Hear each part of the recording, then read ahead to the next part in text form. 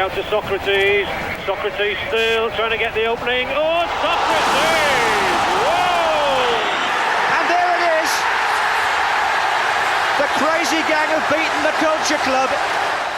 Maggie Thatcher, can you hear me? Maggie Thatcher, your boys took a hell of a beating. Your boys took a hell of a beating.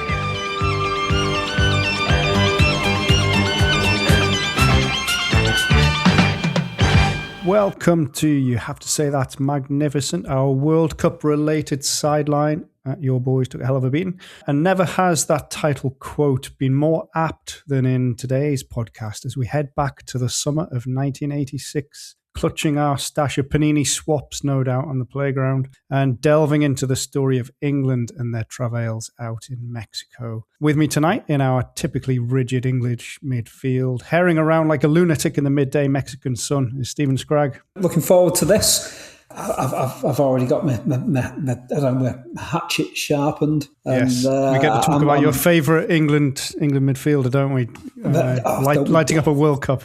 Don't we just? But it's so much more than that, though. There's just something wonderfully, just uninspiring about England in the 1986 World Cup. Apart from, the two games against Poland and Paraguay in 17 minutes against Argentina. But there's a lot of magnificent dysfunction along the way. Well, there you go. If that hasn't sold the episode, nothing will. And throwing himself at a last gasp John Barnes cross, hoping to rescue England at the last, is our pal in far-flung Brisbane, Joe Byatt.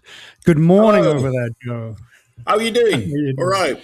Yeah, it's 40 years ago, but it feels like yesterday. Oh, dear. Yeah, that's a depressing thought, Joe. But yes, you are absolutely right. It is 40 years ago this summer since the World Cup was last in Mexico, and it's heading out there partly again this summer, isn't it? Anyway, okie dokie. We talked last time the three of us were together, all things 1982 for England, and on that last episode. And since that point, England, they've had the departure of Ron Greenwood at the end of that World Cup to be replaced by Ipswich Town's Bobby Robson, of course. He took England into the Euro 84 qualifying campaign, which England would ultimately fall short in, finishing behind the emergent Denmark and missing the finals. And because of that, I guess it's fair to say, Stephen, Bobby Robson and England began their 86 qualifying campaign under quite a lot of pressure. The manager, he'd faced calls to quit, indeed offered to quit at one point. But was there an uptick with the Barnes-inspired win in 84 in the Maracanã and emerging talent and a bit of a change in his approach? Summer of 84, if we're going that far back, that's just, magnificently kind of, just completely jumbled. You get this 2-0 win in the Maracanã, John Barnes, and this majestic goal that the Brazilians themselves love. Yet, I can remember England losing to the Soviet Union a few weeks earlier at Wembley and being utterly abject. I can remember France really kind of like showing them how to play football, I think, in the February or the March. And as part of that South American tour, I think there was a turgid goal of straw against Chile, was there? And a far from attractive game of football against Uruguay. There was just something utterly bizarre about England in the summer of 84 as they licked their wounds for not qualifying the European Championship finals. And it kind of plays into the next, 2 years in England's successful campaign to reach the finals with caveats, and then launching themselves towards Mexico as well. Yeah, caveat indeed. But on the whole, Joe, the 86 qualifiers were, I would say wholly smooth. They're slightly smoother than the 1982 group was for England. Romania were in there once again as the chief rivals to just narrowly fall short as they had been in 82. There was also Northern Ireland amid their finest generation. Finland and Turkey making up the numbers. They're both rather weaker than their more modern counterparts. There were a few tough moments, failing to beat Romania either time, trailing in Helsinki at one point. I remember racing home from school to be told on the way home, England are already losing. And I said, no, we're not going to be losing in Finland. Yeah, I think yes, the thing was, after the previous qualifying campaigns, it was a relief that it was relatively straightforward. We got to the last game against Northern Ireland and we were 95% qualified. And that was just a relief, and that's what you remember from it. It was straightforward. And that in itself was an improvement. Although, as you say, probably not as glittery as it felt at the time. When you look at some of the statistics and cold hard truths involved. Yeah, I mean, that's it, isn't it? Failing to beat Romania either time sort of stands out. And the goals that they scored, there was quite a few, but yeah, it was padded out with the wins over Finland and Turkey in particular, where they racked up hell of a scores. But yeah, I guess given everything that had gone before, we talked a lot in the last episode about the failings of the previous tournaments to that one, and then how narrowly England only just got across the line for 82. It's, dare I say, a more modern qualification because it's far more easy and comfortable and little unexciting because of it. But let's leave all the drama for the finals then. Here we go. Once in Mexico, well, England, they took a preparatory tour the previous summer, didn't they, in 85, to try and get acclimatized or get used to what they were going to be facing up to. But by the time of 86, they were based in Monterrey, and they were set to face Portugal, Morocco, and Poland. A relatively decent draw, I guess, as ever. England turned up, though, at the World Cup with injury issues to key players. Yeah, of course we did. So we had Keegan and Brooking the previous time. Here now, Stephen, we've got Captain Marvel, Brian Robson, and his dodgy shoulder, chief among the injury concerns. Hugely important, joking aside, to Bobby Robson's England, of course. He's the man he built a lot of it around in the midfield. But what do we make of the whole circus around injured players in the world? Brian Robson on this occasion. The whole story and the build-up seemed to be around Brian Robson. Because doing this, looked at old YouTube clips, and you get people talking about, now for an update on Brian Robson's shoulder. And it's absolutely obsessive, and it became a story in its own right. And the story wasn't about the England team. It was about his shoulder. And as well as has been pointed out rightly to me recently, that it perhaps undermines some of the other players. I mean, why can't you use your old squad? Why'd you have to play them immediately? Now, there was adequate replacements. Ryan Clough, I remember him saying, Harry Hodge won't let anybody down. That's right, he won't. So why don't, for those first two games, the second of which they collapsed in, why can't you give somebody else a run out? So to give Robson a bit more time to recover and to, give somebody else a run out, and also the issue of fatigue, because it's a long way away, there's travel involved, and, rest is vital. But instead, they're obsessing about one player. Yeah, I mean, we'll come on to the aftermath of his injury. But yeah, I mean, it's a valid point that, well, obviously that's what happened with Keegan and Brooking in 82. They were given the time to recover. They were given that time. It didn't work out. But this time around, yes, we were straight in. Does this show, Stephen, how important Bobby Robson felt Brian was to his entire setup? Yeah, I mean, you know my take on this one. I mean, when I wrote the book, the 86 book that I wrote, I think when I wrote about the England chapter, about Robson and the injury and all of the circus that surrounded him, I wrote that with a kind of, I best put the tin hat on here because I'm going to get some very negative feedback. And you know what? To this day, I've not had one, kind of message, comment, or anything to say that I was wrong about what I'd said in that chapter. Brian Robson, fantastic player, he'd been England's best player at the 82 World Cup. I don't think you could argue anything otherwise on that respect. Just how huge he was at the time. You can't understate. 2 years earlier, he was being spoken of as a potential £3 million transfer target of, I think it was Juventus at the time when the two of them went up against one another in the Cup Winners' Cup in 83-84. That game took place with this transfer story looming over it. So he was box office, he was massive, but at the same time, as Joe said, England weren't shy of very, very good midfielders. In Ray Wilkins, you've got someone there playing his trade in Serie A. A very continental style midfielder. You've got Glenn Hoddle with all the skill in the world. Some of the players that didn't even get onto the plane to Mexico. Paul Bracewell, very underrated Everton midfielder, was on the standby list. Ricky Hill was given a go against Egypt for about 10 minutes, 15 minutes. Another wonderful central midfield player. Gordon Cowans came back into the England reckoning in the early months of '86, and I seem to remember him having a very good game against possibly it was Egypt or Israel, and then he played again in the Soviet Union in Moscow when England played exceptionally well without Robson, and that was one of the big things for me, is that England had played without Robson and dealt with it very, very well. It was as if there was more balance in the side when he wasn't there, which is peculiar to say. But within that, when you took Robson out of the equation, and you'd see that through the finals, is that you do come that natural balance, because if you have a Brian Robson in there and you want to put a Glenn Hoddle in there, but you also have to play Ray Wilkins, then somewhere along the line you are playing someone out of position. Someone's not playing in their strongest position. They're being asked to fill a role. It's like the Gerrard Lampard arguments in the noughties. It's kind of like, well, if they both play, then Paul Scholes is going to be in there as well. That means that someone's going to play in a position that they don't play in to the strengths.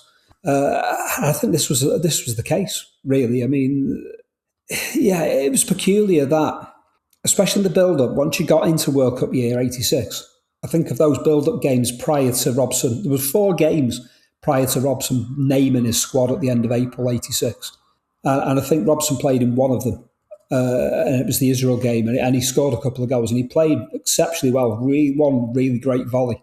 So on one hand, it was like, yeah, you can kind of like, I can get why Bobby Robson was so enraptured by Brian Robson, and wanted him in there and to play there. But it did come at the detriment of I think, the collective. And also it has to have kind of like played on the minds and the morale of all the other players who were very good players in their own right. Because I know if we're turning around and saying we can't possibly play without him, then what are you saying about the other players? Yeah, especially when, as you say, they're all accomplished professionals. They're there for a reason. They're playing at the World Cup for a reason. And it's because they're very good, competent, decent footballers. And instead, everything's overshadowed by somebody who isn't 100%, and was never going to be. No, he wasn't going to be. It was clear, given, was it 3 times in 12 months he dislocated that shoulder when he did it, in the Morocco game. It was the 3rd time, I think, in 12 months. He'd also had Achilles problems. Yeah, I know he'd had broken legs. He was kind of like, billed as, Captain Marvel, but also the Bionic Man. Yeah, it did kind of play into England's frailties, and I'm not saying England do better without him, but it was just not the right summer for him. I think if England qualify for the 1984 European Championships and you've got a peak of his powers, Brian Robson involved there, then maybe England do better than anyone possibly think in France. But '86, it was just, yeah. I mean, I've said it before, having Brian Robson in that squad, and Gary Bailey, which, doing some of the reading up, and again, back, going over some of the old book notes and stuff like that, is the weird thing about Gary Bailey is that he had cartilage surgery in mid-April, 2 weeks before the squad was selected, and Bobby Robson chose him to go to Mexico ahead of Martin Hodge. It was such a peculiarity because, they're within itself, within 7 days of the tournament kicking off, a 22-man squad becomes a 20-man squad. And then when you lose Ray Wilkins for 2 games to suspension, it's a 19-man squad all of a sudden. And within that, and we'll come to it, but I think Bobby Robson kind of half expected that with some of the selections he made in that squad. Okay, well, Brian Robson was there, and he was in the team for the opening England game of the tournament against Portugal, in the centre of England's midfield alongside the slower, more measured skill, shall we say, of Ray Wilkins. Probably ideal for the conditions, I guess, is another point to say. Brian Robson's style, hustle, bustle, energy, up and down, box-to-box midfielder, the archetypal box-to-box midfielder, really. That's hard to do in the midday Mexican sun, whereas Ray Wilkins, put your foot on it, slow it down.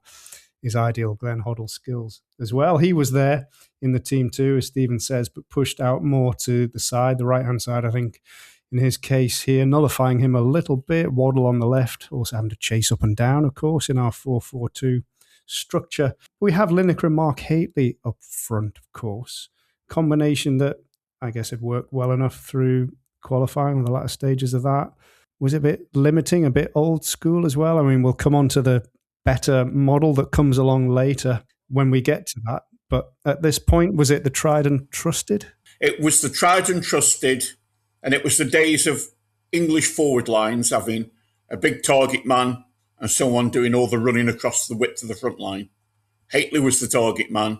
And it's funny now looking back at footage and seeing Lineker wide beating men on the wing, because it's really not what you think of him as. But that's what was going on at the time. Perhaps Haitley, eventually, when we got there, Beardsley was a better option because Beardsley should have more mobility, was more nifty, able to drop quicker, and was skillful. He had the skillful. He could beat a man. That was a big factor in our eventual resurgence. He will get his chance, won't he? I'd just throw in there as well is that one thing I will say in Bobby Robson's, and a respect him for it on this count, is that he did overhaul his entire set of strikers throughout this qualifying campaign. You think he goes into it, Trevor Francis is still omnipresent, Tony Woodcock is still omnipresent, Paul Marriner's still knocking around. He'll play in, I think it was like the June of '85 in Bucharest. He plays Paul Marriner.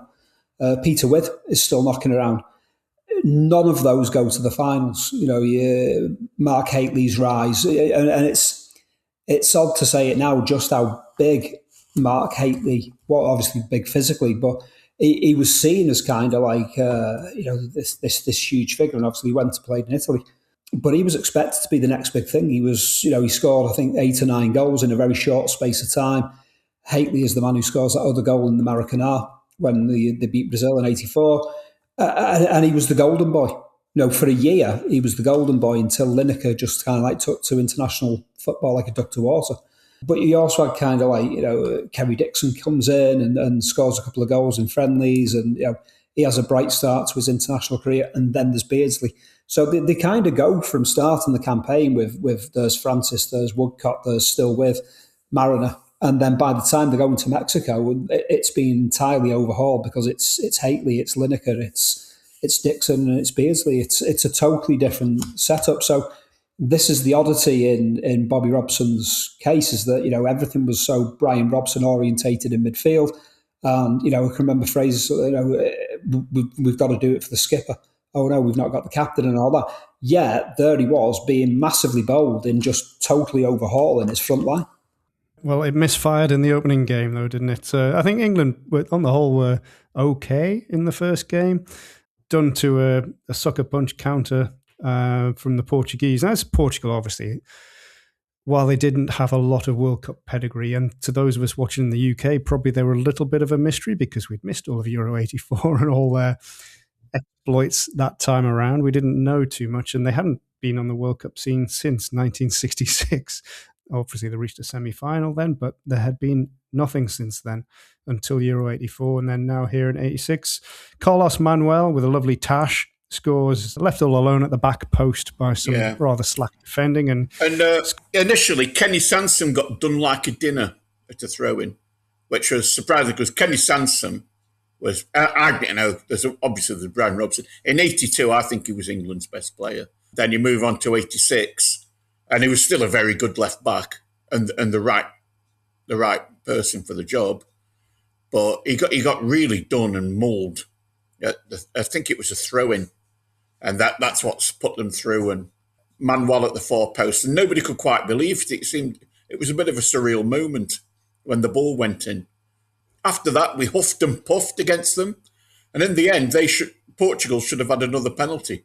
Should have had a penalty because, well, it was a clear foul. You'd be furious if it wasn't given for you. I recall getting to stay up late for this one at home as the 11-year-old being allowed to stay up late. England's opener. this is it. We're off to the World Cup. This is going to be great and exciting. And then the thorough disappointment of a defeat. And you feel like, well, losing your opening game at the World Cup is a difficult place to be. It's not good. The reaction wasn't great, but I guess things we didn't even know at the time. It was about to get even worse. So Morocco up next. This is Morocco, who surely this is the chance then to get things off and running against a team that in their goalless draw with Poland in their first game had shown very little inclination to attack at all, a theme that would continue in this game. Robson named the same starting 11, possibly just sticking with the familiar, even though it hadn't gone well.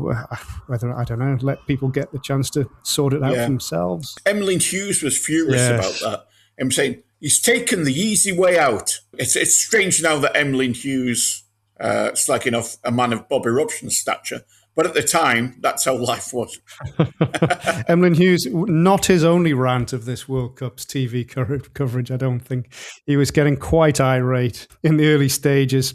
So yes, England attacked and Morocco defended. And we had the most incredibly disastrous minute in England's World Cup, probably of any World Cup, when you're talking of a combination of moments, self-inflicted harm in different ways. So late in the first half, Brian Robson, our hero, surges into the box, winning a corner, but in doing so, tumbles and you know what? He's dislocated his shoulder. Who can believe it? And that is the end of his World Cup. Now, Ray Wilkins, who obviously knows him well from their time at Manchester United, they've been colleagues for some time. He's first over to Brian Robson. I think this is very crucial context into what comes next. He's first over to Brian Robson. Obviously, he knows exactly what's wrong, and he's visibly frustrated at the referee for how long it took him to really notice a problem or allow treatment, get Robson off the pitch.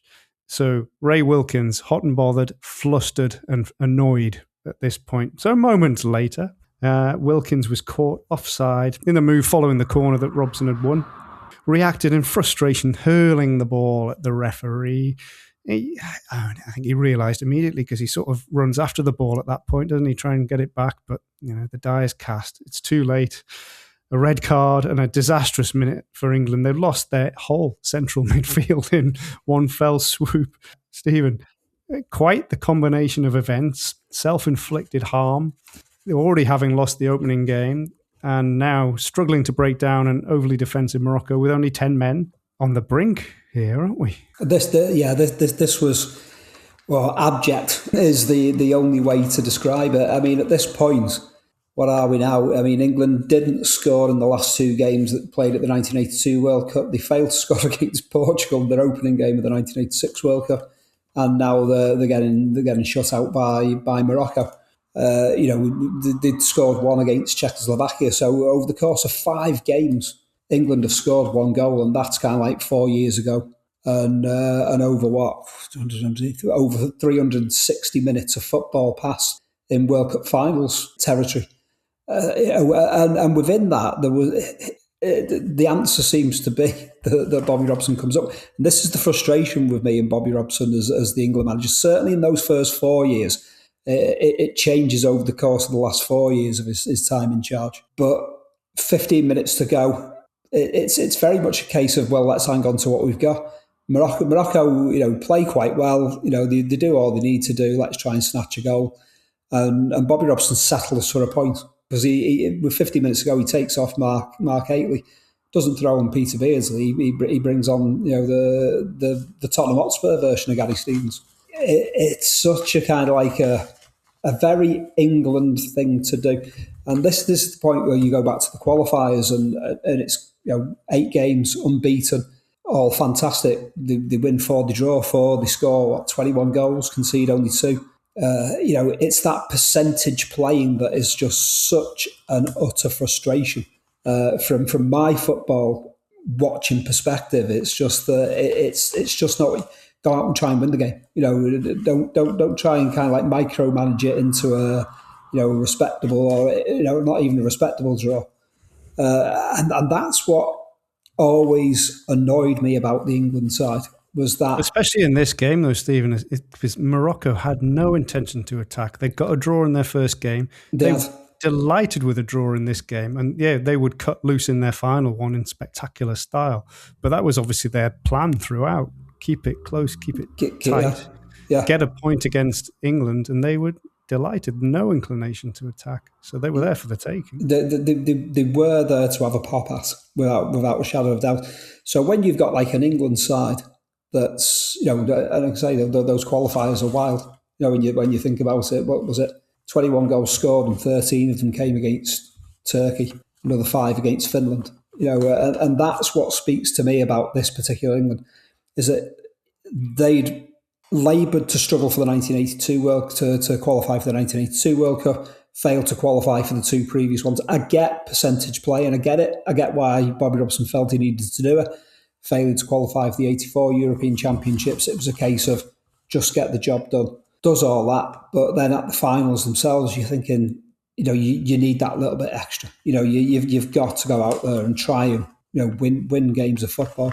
And this was just an utter peculiarity, because you've got a goalkeeper who very rarely leaves a 6-yard box, and then you've got the 2 Terrys in central defence, the Terrys of Butcher and Fenwick, which sounds like a Hammer House of Horrors title for one of their movies in the 70s. So you've got these 2 Anglo-Saxon central defenders. You've got a goalkeeper that is very much a shot stopper and very rarely leaves a 6-yard box. So you've got this kind of compact, restricted side to begin with, and then to be kind of like saying, yeah, we'll just add an extra layer of frustration to this. But for those of us who sat up and watched that, you'd think I should have just gone to bed. And Joe, we come to what you said before of, Robson would probably never have been picked in these opening games. He could have been saved for last 16 quarter-final, and who knows what, where he might have been a little more robust and fitter. Who knows? Maybe the same problem would have happened then. But yeah, it does make a slight folly of it all, because now Bobby Robson, that is, has to think of an entirely new plan. So he's lost his captain and key midfielder. He's lost Wilkins for a game or 2. So something has to drastically change. But he doesn't just change that, he changes a few more things as well. We talked about Beardsley, so there's that change that comes in also at this point. But the criticism at this point now, so we're facing elimination. We've got Poland, who 12, 13 years before had dumped England out. So there's history there. There's fear and trepidation that they're up against a team who had been 3rd place at the previous World Cup. A bit aging by this point, but still, you'd be slightly fearful coming into this game. And you've got all the headlines, World Cup Wallies, disgrace, all this kind of stuff. Emlyn Hughes is at it again, talking about how Bobby Robson didn't understand the reaction of England supporters back home, and he should be back there listening to the taxi drivers and all of that stuff. Backed into a corner, though. Bobby Robson backed into a corner, forced into a rethink. And as Stephen says, it always takes something like this, doesn't it, to the catastrophic situation he'd found himself in to actually really change things. In 1990, he would change things after the dire opening game as well. And here we have it, a totally reborn England. And all credit to everybody, because it was such a different kind of performance. Although early on against Poland, before we scored, they missed 2 really great chances, which were all of England's own making, where they faffed around with the ball and just gave it away in midfield. And so it could have been different. But we got over that. Lineker became a national hero very quickly. And we were off finally. And Lineker gets all the credit. But it was the mobility of Beardsley too, and his ability to drop deep and play passes and get involved in the game in other areas, which also helped the midfield out. And that was great. And it was just such a relief to be at half-time, comfortable, knowing that, we've nearly qualified despite it all for the knockouts. And it just felt really good. Gary Lineker, cometh the hour, cometh the man. Stephen, he'd been scoring plenty on Merseyside through this year, hadn't he? And the blue with a weird white blob on it of Everton. And fallen slightly short, much to your delight, in domestic matters. But he'd scored a hat-trick in one of the Turkey games in qualifying, hadn't he? But as you say, that was cannon fodder really at the time. This was his big breakthrough. I feel like we should be calling him the boy Lineacre. Oh, yes, absolutely. This is definitely what we should be calling him. Absolutely. But that's a whole other matter. People who weren't around in 86 won't know quite what I'm referring to there. But for those that were, you know exactly what I mean. A moment in his life and a hat-trick of superbly well-taken goals when England needed it desperately, didn't they? And then suddenly there he was. And by the end of that first half, this was all first half action, wasn't it? Those 3 goals, all very similar in many ways at the far post. By that point, you were just expecting him to get more. It was suddenly very, very comfortable. Global superstar. Just there we have it. It was shock and awe. I can vividly remember sitting watching thinking, well, this is going to be kind of like magnificent to watch regardless what happens, because either England are going to fall flat on the face to kind of like jaw dropping purpose, or they're going to pull it off. So you knew that you were going to get something out of this game. But for Lineker to score that hat trick, and I think it was about 25 minutes overall from first to third goal, and it just felt a very energised side. But like I say, Bobby Robson backed into a corner, has been left with very few options to call upon. Steve Hodge has come in, he's dropped Chris Waddle, he's brought in Trevor Steven, finally Beardsley starts, and suddenly it seems a whole different aura about this team, and the link between Gary Stevens and Trevor Steven down the right. Peter Reid in there as well, if we're talking Everton as well. Yeah, Peter Reid in there. And again, like I said earlier on about that balance, suddenly that's a midfield with balance, because you've got Hoddle, who's now got the freedom to be, Glenn Hoddle. And don't get me wrong, we don't see that completely from him in this tournament, but, the theory is there if the practicalities doesn't quite mix.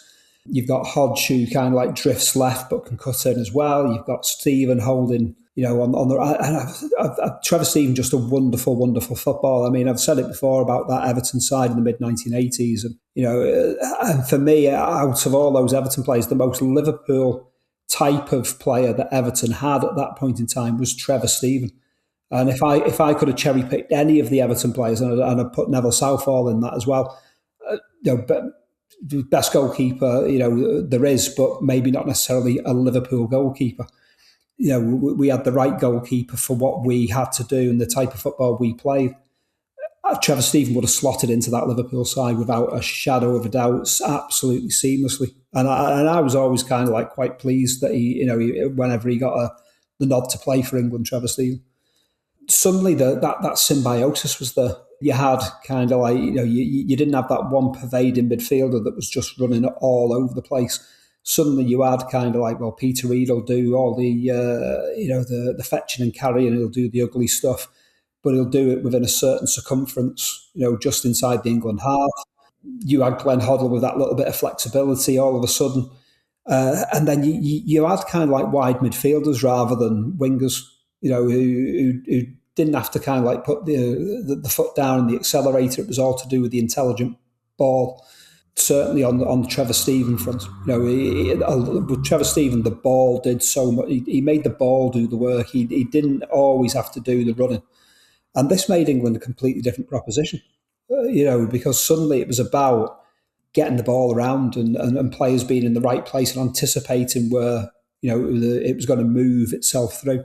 And Beardsley being able to kind of like link the midfield and attack. And suddenly there was this little bit of flexibility, a little bit of freedom. And it just started to feel like, because this would have been the frustration in Bobby Robson's England of those first 4 years, is that you'd looked at what he'd done with Ipswich and thought, why can't you do what you did with Ipswich with an England side? And this was kind of as close as he got to doing that in many respects.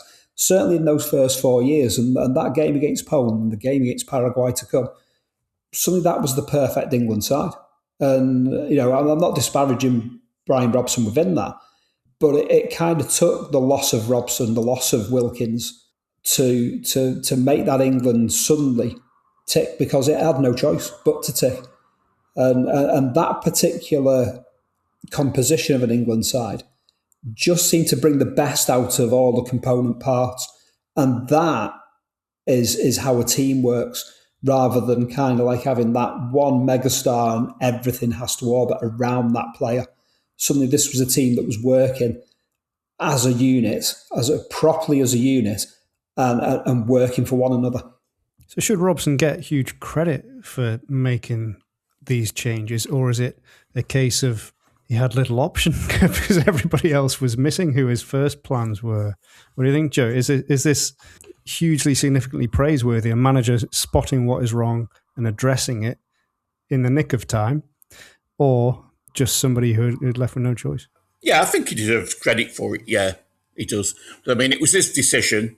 You can say he was forced into it, but hey, you can get managers who stubbornly stick to what isn't working on the idea that they're doing the right thing, and that's how it is, and they're the boss.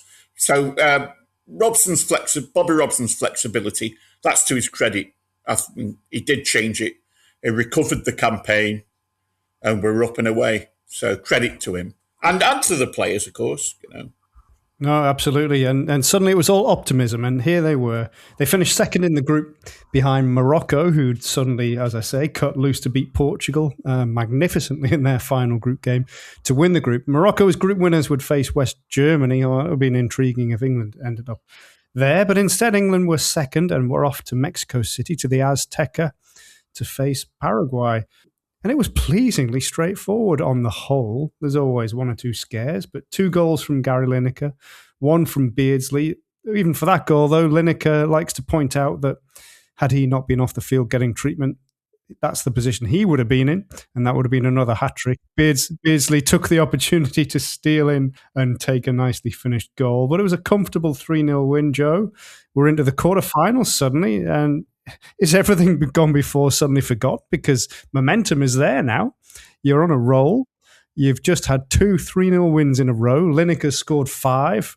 The team has scored 6, and suddenly we've got the trophy in our sights.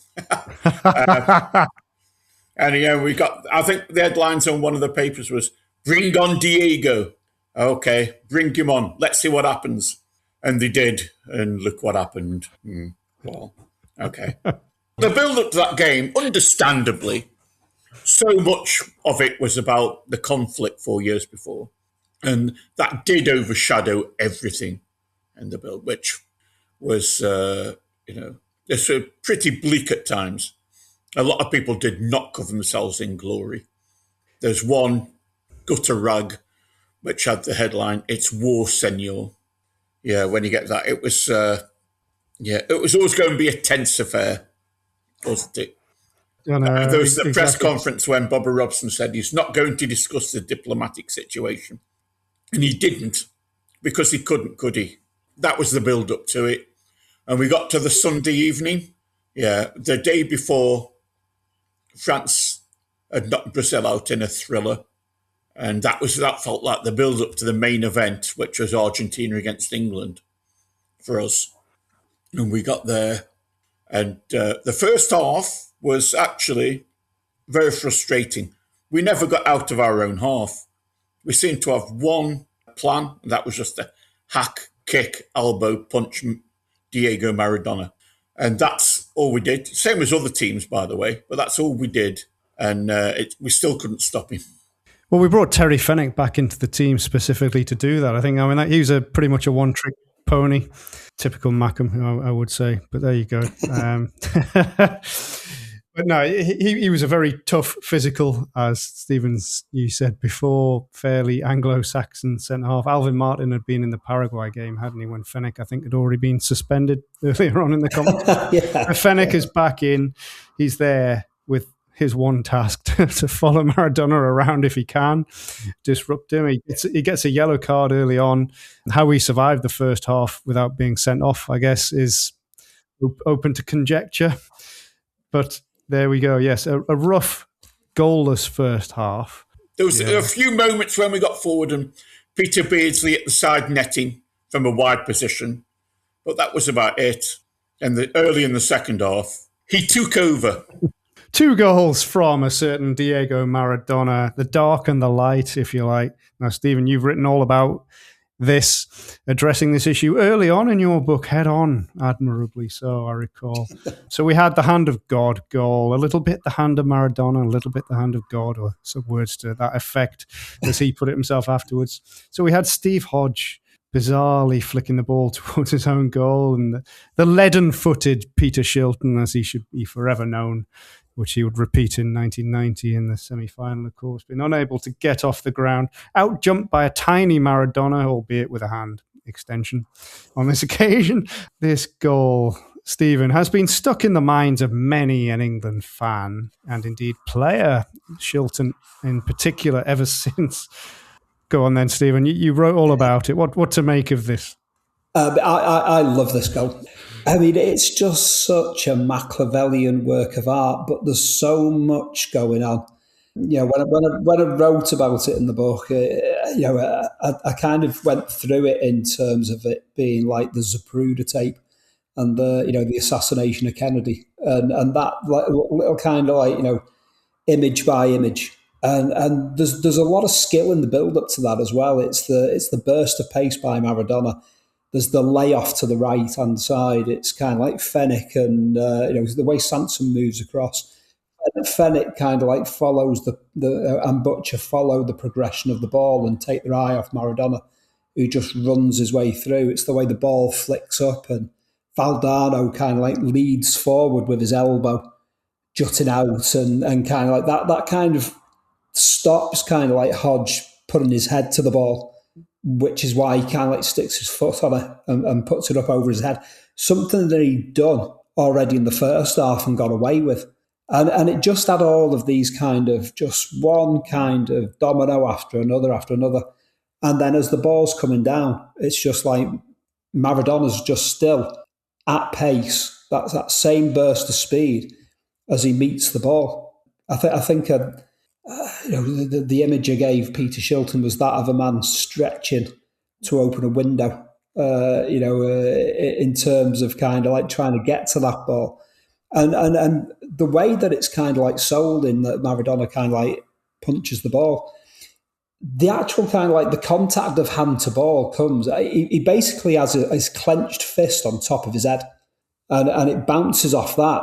And all of the pictures, the still picture images that you see, is either a split second before it or a split second after it. There doesn't seem to be a single photograph of the ball hitting his hand at that point. You only ever see it if you go back, go to YouTube, watch it, and pause it just as the ball hits his hand that's rested on top of his head.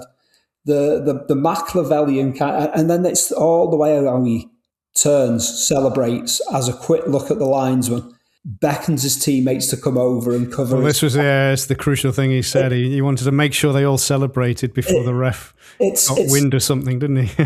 there's just so much going on, and it all unfolds in about 12 seconds.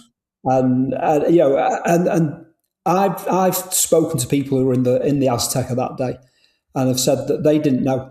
They didn't know that he'd used his hand as part of this goal. That it was only when they got back onto buses and coaches and things like that after the match outside the stadium that suddenly it started to filter through. Actually, he's handled it. Barry Davis in the commentary box, he misses it. He initially says they're claiming offside. And it's the way that the England players kind of like protest. Shilton protests, Fenwick protests. And I think they're the only two that really see what's happened, because then you've got kind of like Terry Butcher chasing after the referee back to the halfway line as if, and he's kind of like had the word second hand to say he handled it. And it's like Butcher's going to lodge the complaint that he's been told of what's happened. Peter Beardsley as well, kind of like, he's kind of like arms outstretched, and he's kind of like, he's just joining in, as if to say, yeah, I'll back this argument up, just on the off chance that, it gets overturned. There is just so many little side things going on. Glenn Hoddle, another one. And then you've got Steve Hodge just kind of like sheepishly moving back into position, ready for the kickoff again, thinking I'll have his shirt after the match. It's all of this. So yeah, you've got the pantomime of it, the hand of God, and he's the villain of the piece, and all this type of stuff from the English perspective. He's the pickpocket who's kind of like had the big infidel off as far as the Argentinians are concerned. But if you sit there and watch that goal again and again and again, just forget the goal itself. Just look at all the added incidentals that go on around that over the course of those, by the time the game kicks off again, 45 seconds from his burst of acceleration just inside the England half to the game kicking off again. And even before all that, this move starts with Terry Butcher just playing a completely unforced ball out of central defence. There's no one near him, 20, 25 yards away from him.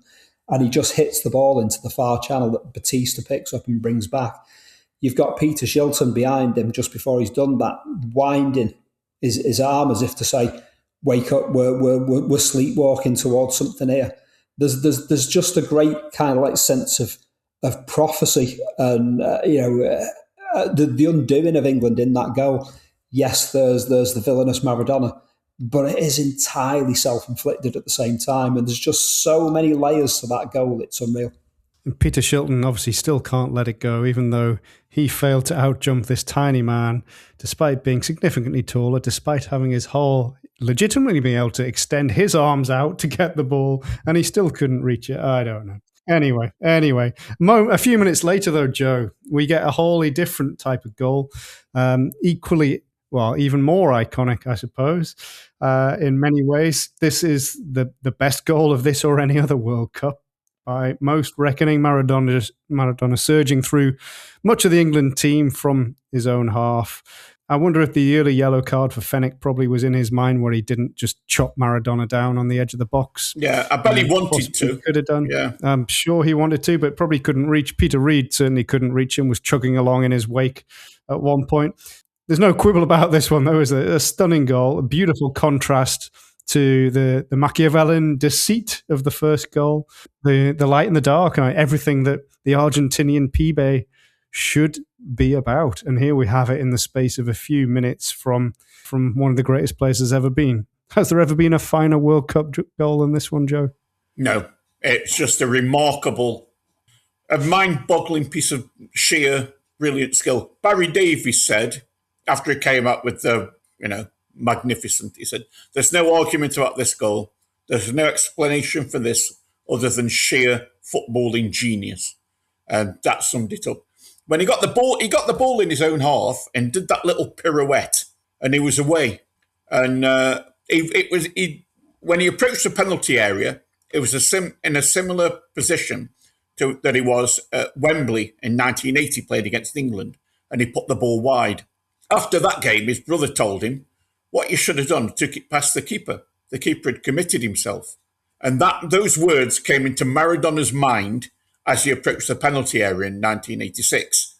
That's why he took it past Shilton. But if you notice, Maradona, the greatest ever, in my opinion, takes it past the keeper and he actually alters his body shape so he can put it in with his left.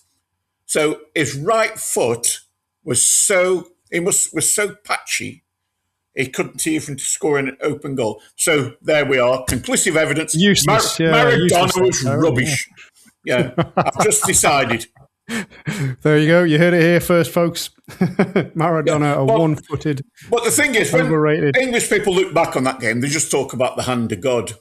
And there's perhaps the worst legacy of it is it was the start for England of getting knocked out of a tournament and blaming everybody but yourself, or a refereeing decision, or some circumstance, instead of just accepting that. Instead of aspiring to be as good as the best in the world, just sort of sit and feel sorry for ourselves, Well, quite. But they weren't quite out yet because they seem to be slightly released by the imminent end of their tournament. John Barnes comes off the bench and he almost saves the day, setting up two identical chances for Lineker. One taken, one somehow cleared pretty much off his forehead. Quite how that didn't go in. That clearance by Alorta Kuchea is one of those brilliant pieces of defending you'll ever see. Lineker, everybody thought it was in the goal. Lineker almost had his head on the ball, and somehow or other, Alorta Kuchea went in and backheaded it away. That was just Absolutely brilliant. Astonishing, Unfortunately. astonishing clearance. Yeah, Yeah. Unfathomable how that didn't go in. But I guess the wider point. Oh, one little moment that springs to mind from Lineker's goal was when Pompidou grabbed the ball. Is it Kenny Sansom possibly trying to grab it back with him? Pompidou wouldn't give it to him, so he flicks him the V's. I think that's a elegantly English thing to do. Go and look it up. It's definitely, I did not imagine that. That's definitely there. But the wider point about England, John Barnes coming on, having this impact, Lineker in the form he was in, why only go for it when the game's gone, Stephen? Why not go for it earlier? And they came within a hair's breadth of equalising. I mean, who knows what could have happened after that? If you look at the broad spectrum of that game, because we speak about it in terms of a 3-act saga. It's kind of it's the hand of God. It's Maradona's second goal, and then it's kind of like the John Barnes interlude at the end, and Lineker getting one back and almost getting the equaliser. Yeah, the broad spectrum of that game for 75 minutes for England is that they go back to doing what they did prior to the Poland game, and it was playing the percentages. So they'd had this success of how to win a game. In a more expansive manner against Poland and again against Paraguay, and then they went back into protectionism mode.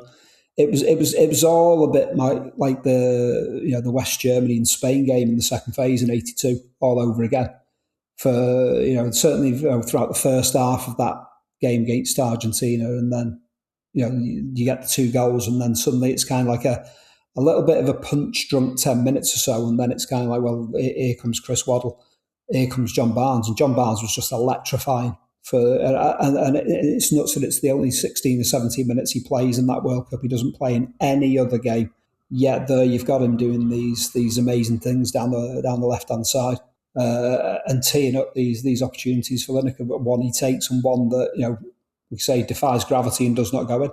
I think I've heard an interview at some point where what England might have done had it gone back to 2-2. Yeah, it's one of the great what-ifs. Momentum had it shifted, but there's a game a bit later on in the tournament where Argentina blow a 2-goal lead and managed to snatch the winning goal very close towards the end. But yeah, I'm sure I've seen an interview with Gary Lineker saying that he antagonised his wrist injury in that effort to try and get that equalising goal, and he wouldn't have been fit for the semi-finals. There's a great what if there. What do England do moving into a semi-final without a Gary Lineker, who's in that amount, that run of form and those goals. There's something else. John Barnes, if he does that and helps turn that game around, you've got a semi-final there. How do you keep him out the side?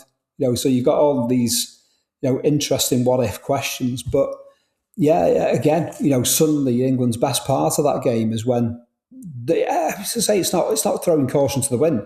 It's just that concept of taking the handbrake off, play some football without the stabilisers on. And when that's what I find frustrating. And it's not just an England thing; it's any team that does that. I've seen Liverpool teams do that under Houllier and Benitez, and we had tangible successes under. But you always got that little feeling that when it got to that biting point of that little bit of added bravado or that little bit of added freedom, just not quite willing to release that and let it go. And Bobby Robson's England had that in absolute spades, apart from when they're backed into a corner. And there they are, backed into a corner, and they produce what they do against Poland. They're backed into there's a momentum by the time they go into the Paraguay game. And then it's back to protectionism against Argentina until, those last 15, 16, 17 minutes. And suddenly, there's a team that can play football, and it's kind of, why didn't you have a pop at doing that earlier on? Yeah, endlessly frustrating. But it's and equally there's the context of who it was against as well. Like Joe talked earlier of the Falklands. Yeah. We've also got 66 in the animals comment from Ramsey adding to it, and then this would carry on into 1998 and everything that happened there with Beckham and Simeone in 2002 and his redemption and all of that. I'll just throw in there's some absolute genius on the Argentine side of that. Is that they just do not get dragged into it. They use it as an inspiration to do the best they can. They do not get dragged into kind of like, a war of words. Even when if you go back and find the footage of that game in its entirety, the Argentinian players come on with bunches of flowers for the England players, and there's this kind of majestic, almost kind of like a Godfather-esque. We kill you here with a confidence in the football that we're playing, and we'll kill you with kindness as well, because we will take the sting out of this. You bring the sting, we will draw it, and we'll take all the pantomime away, and we will use what we see as a slight in channel it in the best possible way, and that's so there's your difference, is that you've got Terry Fenwick doing Terry Fenwick things, and you've got Diego Maradona doing Diego Maradona things. Yeah, and that's the thing. And the thing with Maradona, when people moan and whinge about the hand of God, Maradona was a cheat, but he was much more sinned against than sinner throughout his whole career. I mean, you look back to 1982, the punishment he got from Gentile, and Gentile's great comment, "No, senor, it's not dancing school." You look at everything, he just got one back because, and I actually think that the sheer amount of physical punishment he took is one reason why the laws of the game were altered to clamp down on violent play, because human beings shouldn't have to take that much in their line of work.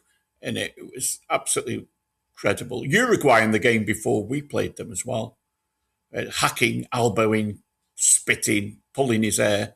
And he just carried on. He seemed to like it, because it's one of the marks of the man. You're brought up rough and you just carry on. And, it inspires you, if anything. I wonder how he'd get on over the next week or so in the rest of this tournament. I'm sure something good might come in the end for him. But England had something to celebrate by the end as well, bizarrely. So we had the Golden Boot winner in Gary Lineker. And then we had the odd side, Joe, of seeing him tapped up live on TV by Terry Venables in the BBC studio after the final, when celebrating the confirmation of his Golden Boot. He'd been desperate for Maradona not to score in the final, of course, and he got his wish, and that left Lineker as the Golden Boot winner. Des Lynam doing what any good journalist would do and probing away, because he happened to have the Barcelona manager and the player that everyone knew what was afoot and what was happening. But Laurie McMenemy was very much not amused, Joe, wasn't he? Yeah, he was a bit old school, wasn't he? He couldn't see the humour in the situation, although I've seen Lineker say elsewhere, I might have imagined this, that the move to Barcelona, and he talked to Terry Venables before the tournament, and it was going through whatever happened. But, if I've just got the wrong end of the stick or something there, that's fair enough. Oh, it seems perfectly plausible that this was all agreed just to be announced after the World Cup, because his attention was clearly elsewhere. But in terms of Lineker, Stephen, this is a hell of an achievement. The first Englishman to win the Golden Boot, 6 goals. Okay, that's probably half the course in those days, really, wasn't it? I think at that time it was similar totals for many tournaments around this point. But he's joining quite the pantheon here. I know Harry Kane's gone on and done it in slightly less dramatic, possibly, circumstances in 2018. But this is a hell of an achievement, really, for Lineker. Oh, it is. He's an unbelievable striker at club level, but in Mexico, he's kind of lifted himself to another plateau. His eye for goal was just utterly phenomenal. Across Stanley Park, we had Ian Rush doing a very similar type of thing. 2 very different players, but coming up with very similar, results in just finding that the ball is magnetically drawn to the back of the net when it's at their feet. Within this, you look at the negatives and the positives and weigh them up. England walk away from this tournament with a Lineker Beardsley partnership cast in virtual stone. You've got suddenly you've got this concept that England can play without Brian Robson. You've got those players who've kind of like Steve Hodge, who had such a magnificent tournament. He'd only won his first England cap a short few months earlier, played no part in the World Cup qualifiers.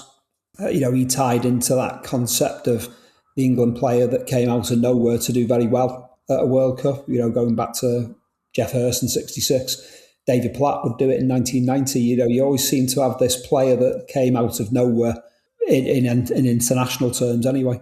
And Lineker, with this partnership with Beardsley, was just suddenly there's this world class. Not just a world-class centre forward, but you have a world-class partnership.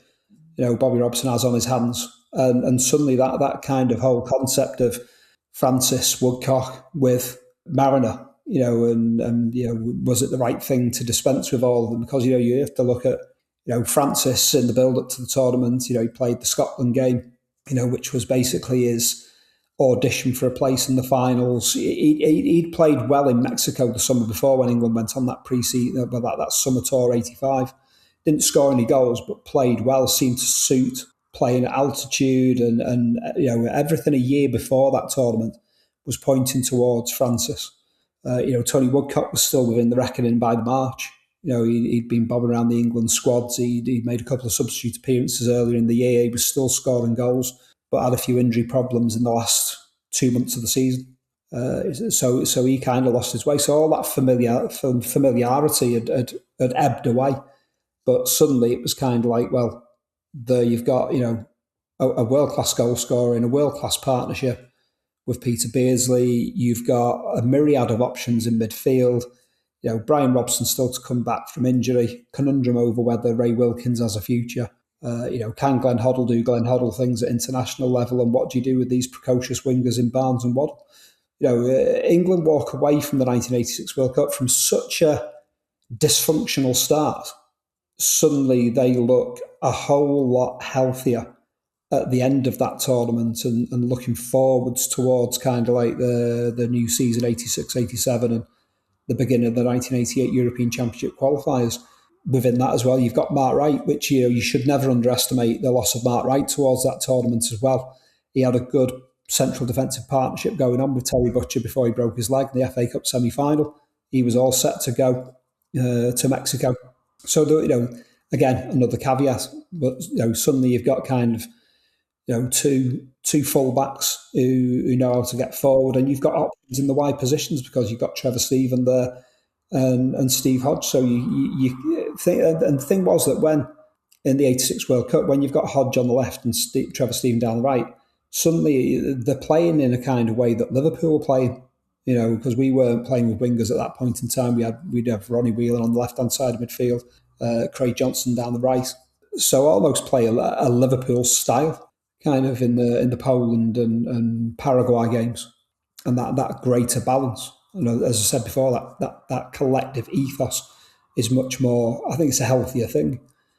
But Bobby Robson walks away in a far better position at the end of the tournament, despite going out in the last eighth, quarterfinals, which you would have to say is the bare minimum expectation of an England side at that tournament.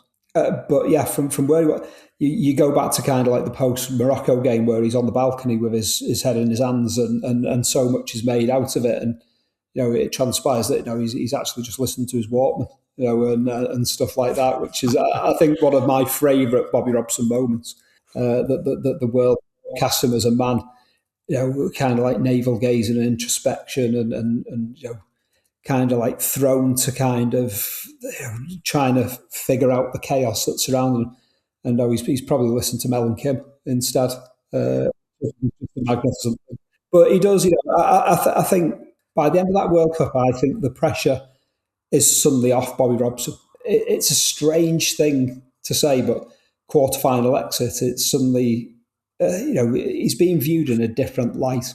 A week earlier, when they were in all that despair, to have ended up two excellent 3-0 wins and then finally cutting loose against Argentina and, giving them a little bit of a panic towards the end for all the excellence of Maradona.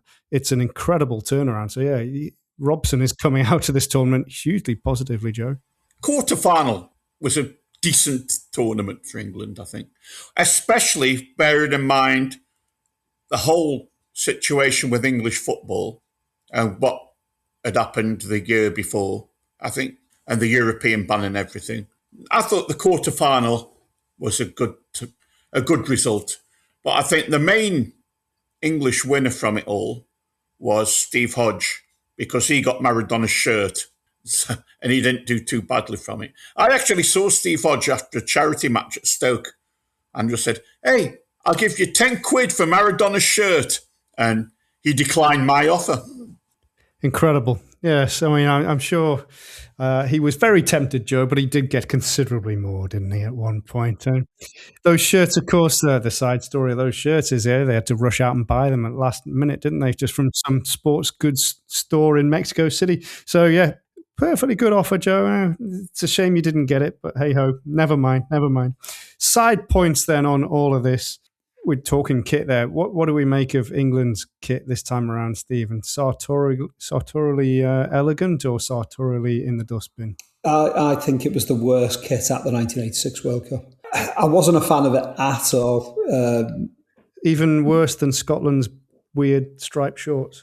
I have a bit of time for Scotland's weird striped shorts, but I tell you, it was weird because it was always a relief to see England playing in red at that point in time, because the away kit looked far better than the home one.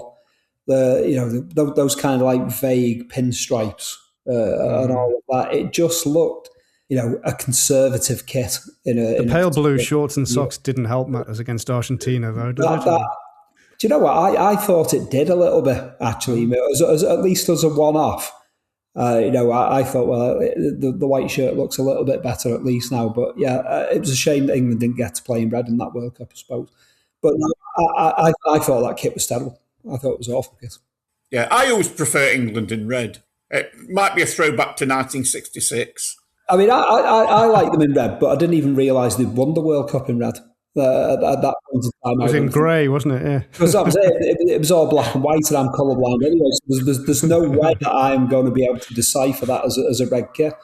I think it's but I mean, I used to the red kit at that point in time was a decent one, but that white one was just awful. I mean, you're looking at the kits that everyone else is wearing, some of all the Coq Sportif shirts and stuff like that, and there's some majestic kits of the 1986 World Cup, but England and Umbro didn't come up with one, that's for certain.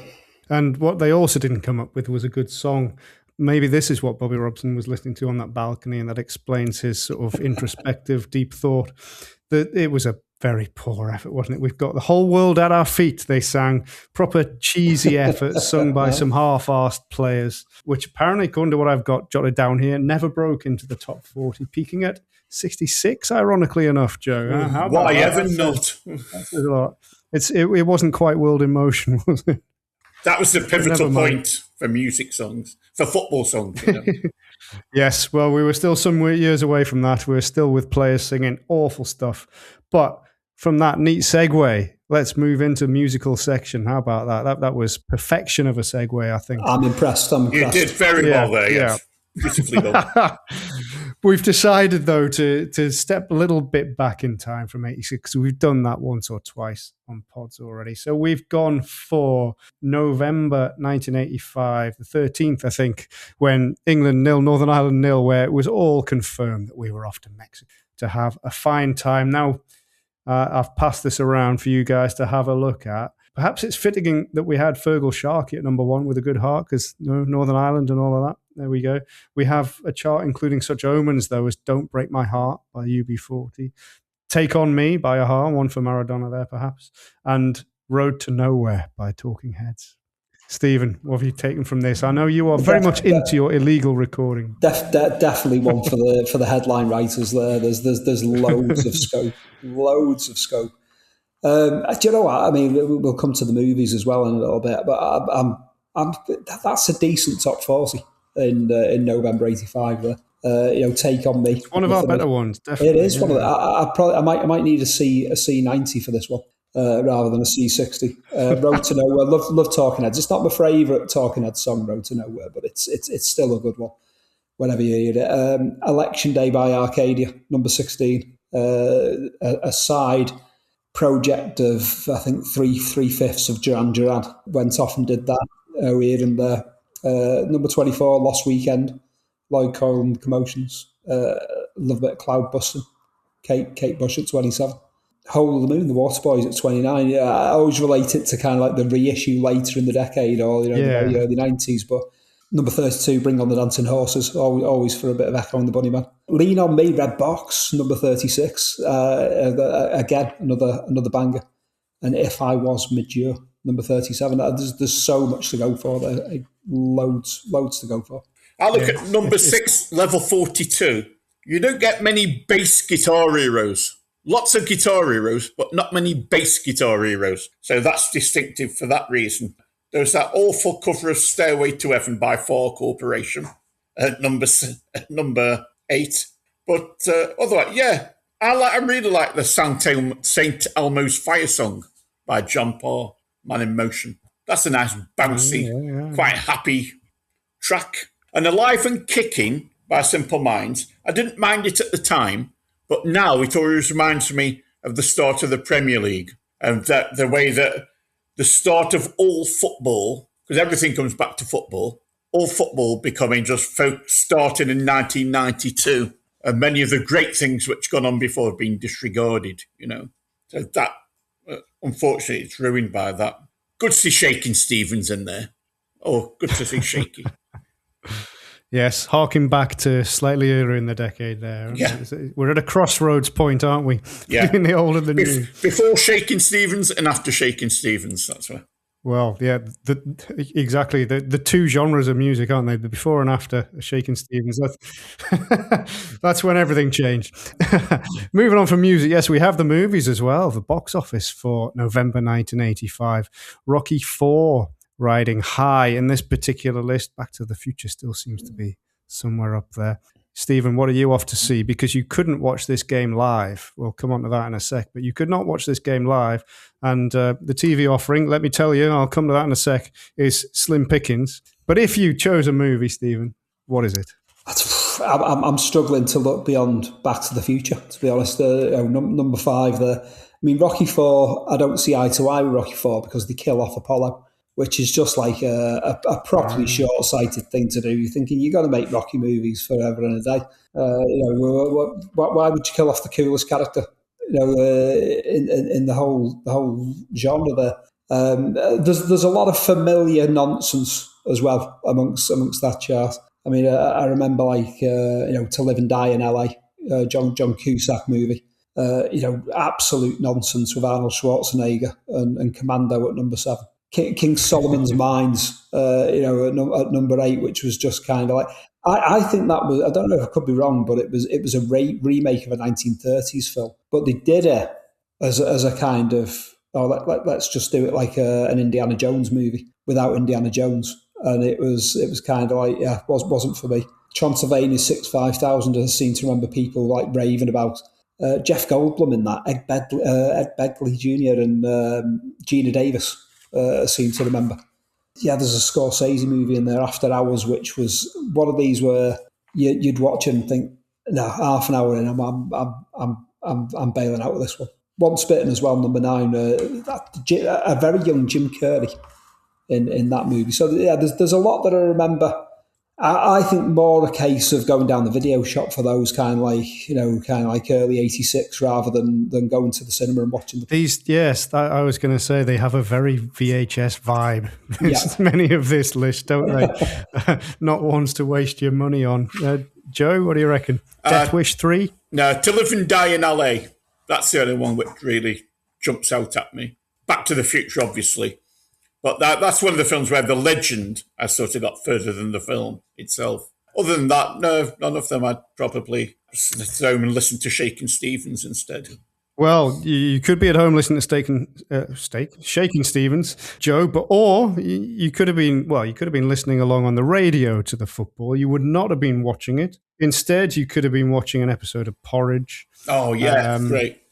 With Fletcher, an outbreak of crime in the prison, and He's innocently involved in that outbreak, it says here.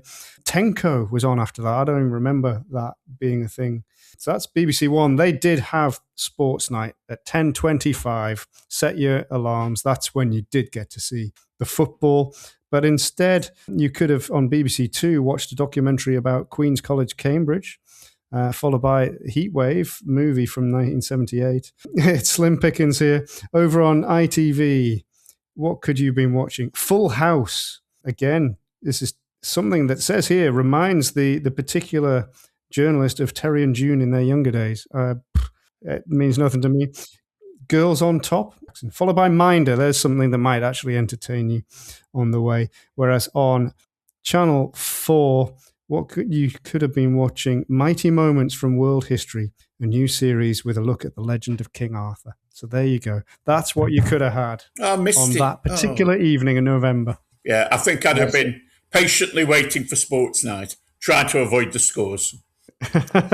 Yeah, watching a bit of Minder. I remember Tenko. Tenko, my mum loved Tenko. So that was I mean, she didn't often insist on kind of like, we're watching this. She was usually happy just to kind of like, dot along with what everyone else wanted to watch. But that was one of the few exceptions. My mum's like, I am watching Tenko. I've got TV, I'm watching Tenko. So, I mean, if that was on at the same time as Minder, then we were in a bit of bother. We were probably firing up the VHS to do some recording of Minder to watch the following day. Well, to bring us full circle, the news headlines on the day of this game, obviously prior to the match, was about how the Northern Ireland fans would be kept well apart from the England ones at Wembley, and how Kerry Dixon, Chelsea's Kerry Dixon, was pledging to put his own World Cup ambitions before any sympathy he might have for Northern Ireland. I mean, there you go. Why wouldn't he? That's kind of him. That is very kind of him. Lovely man. But yes, and the top clubs get tough, it says here. First Division clubs voted unanimously to break away from the rest of the Football League. As if that'll ever happen. 1985. Who knew what might be coming around the corner before long? But there we go. Anyway, that is the story of England 1986 World Cup, from the depths of despair to moments of delight and then despair all over again. That's how World Cups should go, I think. So thank you very much, both of you guys, Joe, Stephen, for bringing us along on this ride. And thanks to everybody listening to this very aptly named episode of You Have to Say That's Magnificent. And this is the only time we'll ever get to claim that perfectly from Your Boys Took a Hell of a Beating. Do give us a like, subscribe, follow, and all of that stuff wherever you can. And join us again for another episode very soon. Thank you very much, and bye.